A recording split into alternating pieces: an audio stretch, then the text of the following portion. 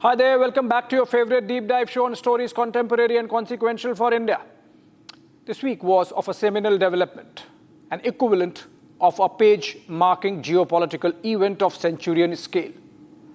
That of transfer of power from a receding empire to a rising one, from the United States of America to China via Alaska.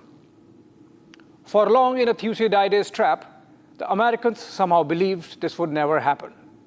The coming of Donald Trump was seen as a bulwark against that eventuality. But as ironies go, it is Trump who has handed over the baton to Xi Jinping. If you read the tea leaves right, like I'm doing, and look beyond the bluster of Donald Trump, you would realize that this is a nervous America negotiating its terms of disengagement as it counts the last days of its hegemony. Let's get going.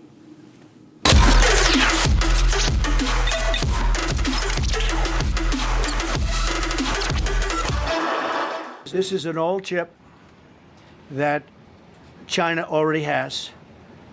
And I deal with Jensen, who's a great guy, and NVIDIA.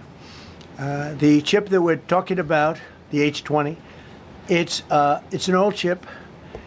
China already has it in a different form, different name, but they have it.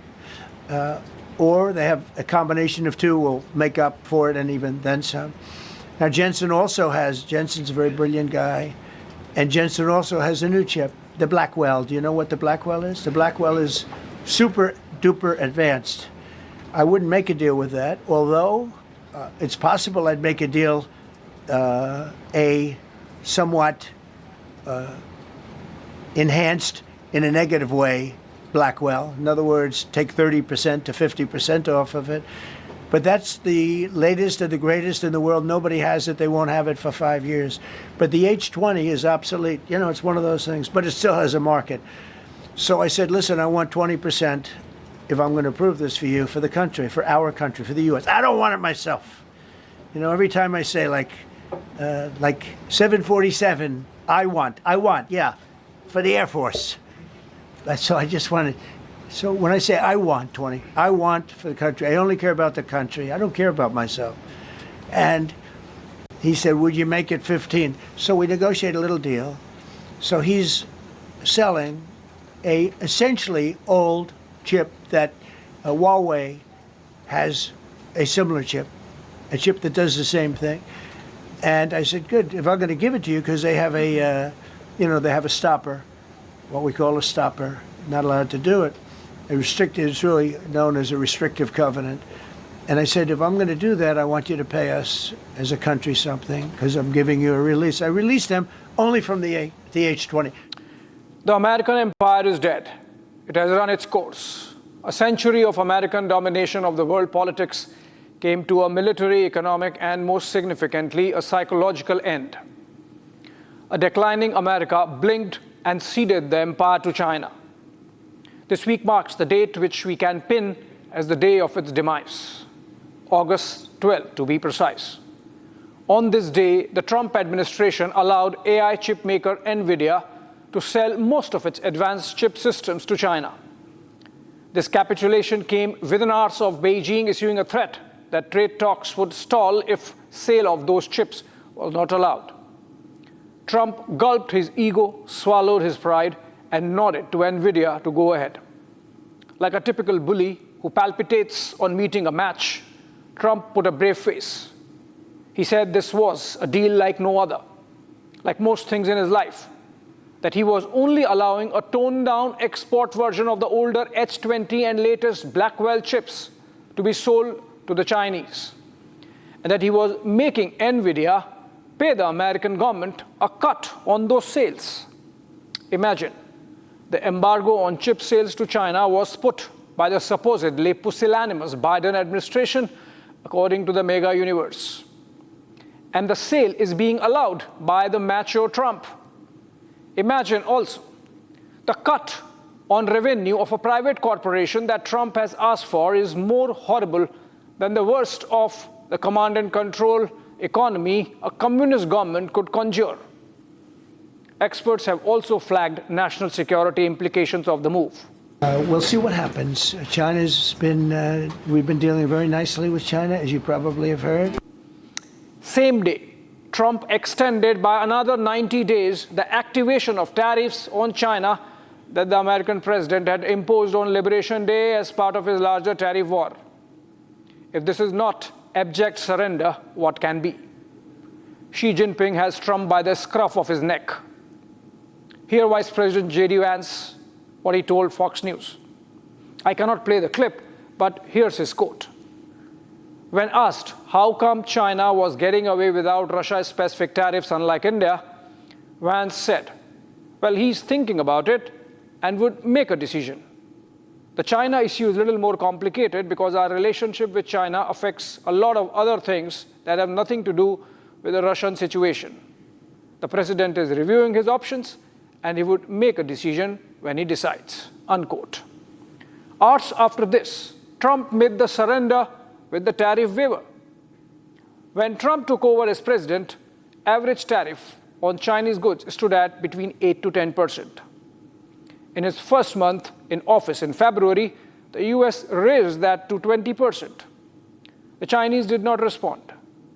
But the Liberation Day announcement by Trump that jacked up tariffs to 140% in case of China elicited an immediate response with a reciprocal slapping of 125% tariffs on American goods exports. The message was loud and clear. Xi Jinping was willing to stare down the bully. There was some song and dance by Trump, but through the loud saber rattling, it was clear that it was less of saber and more of rattle. Even the Trump inner circle realized that this would backfire. Came the first climb down with a truce being announced in the month of May, and the Americans brought down the tariffs to 30%. The Chinese matched steps, cooling their side to 20%. Things stood there, and the May truce now gets extended till November 10, providing enough time for American importers to stock up on Chinese goods for the festive season of Christmas and the winters. Imagine. For all the bombast of Trump, his administration blinked first. For all the bluster, the Chinese matched him step for step, proving his threats to be hollow and useless as a negotiation tool. While there is none, people do want to believe that there's a method to Trump's madness. It could be a coincidence, but the 3-month extension of truce came around the same time that America recorded highest inflation numbers for the consumers since February. Against a target of 2% by the Federal Bank, the figure stood at 2.7%. But like other statistics, this hides the story more than it reveals. The core inflation, minus food and energy costs, stood at a steep 3.1%, and areas like air tickets and tomatoes increased by 4 and 3.3%. While the numbers might still be giving a mixed grocery bag, the pattern is clear. Inflation is headed north, and sooner than later, American consumer would foot the bill. This was third month on the trot that inflation kept inching upwards. Dollar caught cold, falling against most currencies. The US greenback is in fact down 11% since January this year. And this is the biggest slide in the last 50 years. Economists would tell you that the cascading effect of tariffs takes some time to show up on your plate. For one, most of the importers had stocked up on old rate supplies. They get another 90 days to tide over the Yuletide spirits. But sooner than later, the new tariffs would catch up. Goldman Sachs released a report suggesting this could be as soon as fall. The report said consumers could bear as much as 2/3 of the costs. Trump has claimed that tariffs have landed US Treasury some US $300 billion of bounty, which puts the Goldman estimate at US $200 billion that Americans, both mega and non-mega, would pay over and above what they would have under the new tariff regime as it kicks in. Goldman CEO got berated by Trump from his bully pulpit of Truth Social. But the rumblings of exasperation are already in the air. Bananas. What's the tariff on bananas? Americans, by the way, love bananas. We buy billions of them a year. I love bananas. What's the tariff on bananas? The tariff on bananas would be representative of the countries that produce them. And what's that tariff? Generally 10%. Correct, 10%. Walmart has already increased the cost of bananas by 8%. But as countries do deals with us, that will go to zero. As countries do deals with us, that will go to zero. But the cost is on the American consumer now and on the businesses with the confusion now. Mr. Secretary, I believe you know better. I believe you recognize that a trade deficit is not something to fear. I believe you know that predictability, stability is essential for businesses. I wish you would show that truth to this administration. This exchange took place in a Congress hearing on the Capitol this week, where Commerce Secretary Howard Lutnick was caught fumbling and groping for facts, as there are none, to support his outlandish claims. Just to explain, the frustration of the questioning Congresswoman Madeleine Dean. There's a reason America predominantly imports the bananas that it consumes.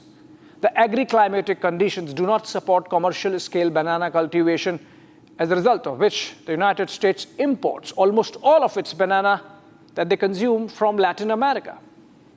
In 2023, the import bill stood at $3 billion plus.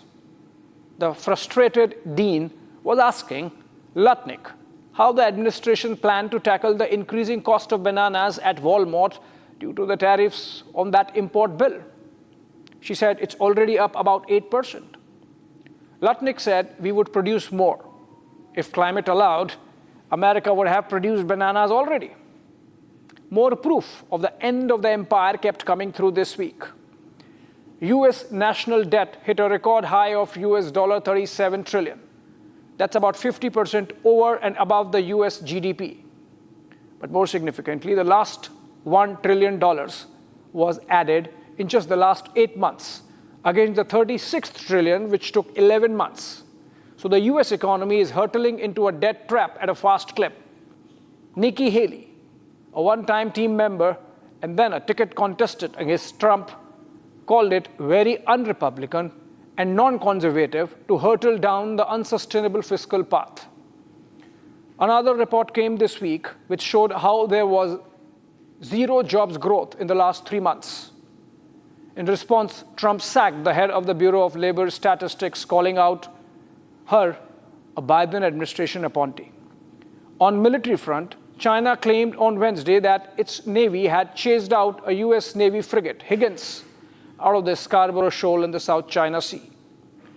Though disputed by the Americans, it at least shows the nonchalance with which the Chinese are playing around with American narrative.